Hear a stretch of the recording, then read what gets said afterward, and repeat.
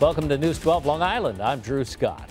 More than a month after a massive power surge, some residents in the town of Babylon are still outraged. Here's why. They say LIPA has yet to reimburse them after 5 weeks for thousands of dollars in home damages caused by the surge. Many of them who have filed claims say they haven't been able to get anyone from LIPA on the phone. All this after many of them are just getting back on their feet after Sandy. We just went through all that and now going through this, and that's the last thing we need to do is go out and get a new refrigerator. And now with the TV, the microwave. The Power Authority tells News 12 that they will have answers for affected customers once they've done their internal review. In Nassau, police continue investigating graffiti that popped up overnight at a local park. Jackie Lucas went to Seaford to check out the scribble firsthand, and as you're about to hear, she found parkgoers are baffled. Sam Sperling loves his daily walk around Seaman's Neck Park in Seaford. It takes about 20 minutes, and you know the views are great across the bay and down by the fishing pier.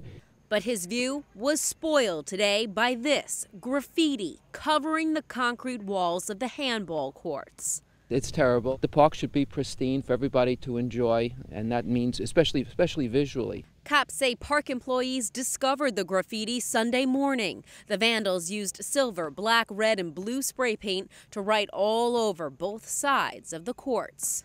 I think it looks like garbage. To be honest with you, I just think it needs to be painted real quick and taken care of. Police say the writing is not biased, but it still angers Dad Mike Nathan. It's offensive just being up in general. Tim McCosker of Seaford plays basketball with his kids here at the park. He says something like this ruins things for everyone. It aggravates me. There's no reason for it. I don't get the point of it, and unfortunately they end up having to lock things up, and then when you come here in the morning, you can't get in. And just outside of the park here on Marina Park Drive, it appears the vandals also tagged some residential fences. You're just defacing somebody's property for what? What's the point? It's sad. Meanwhile, Sperling says this is the first time he's seen something like this at the park, and hopefully the last. Hopefully this was somebody gets it out of this and they'll never do it again, or if they try to do it again, they'll be caught. In Seaford, Jackie Lucas, News 12 Long Island. A Garden City pharmacist back behind bars after allegedly taking a stolen convertible on a drunken joyride in New Jersey, according to cops. Police say Simon Dolmayan took a Corvette for a test drive at an Atlantic City dealership on Friday and didn't come back. They say when they caught up with the 42-year-old, he was drunk, had more than 40 grand in cash and a bottle of prescription pills. Dolmayan is already facing DWI charges after allegedly causing a 3-car accident in Southampton last month. Police looking for a man who used Craigslist to try to rob a man in Lakeview. It happened just before 1:30 Sunday afternoon here at the corner of Robin Court and Park Avenue. Police say the 44-year-old victim was trying to buy a watch off Craigslist. When he went to meet the seller, they claim the suspect pulled a gun on him.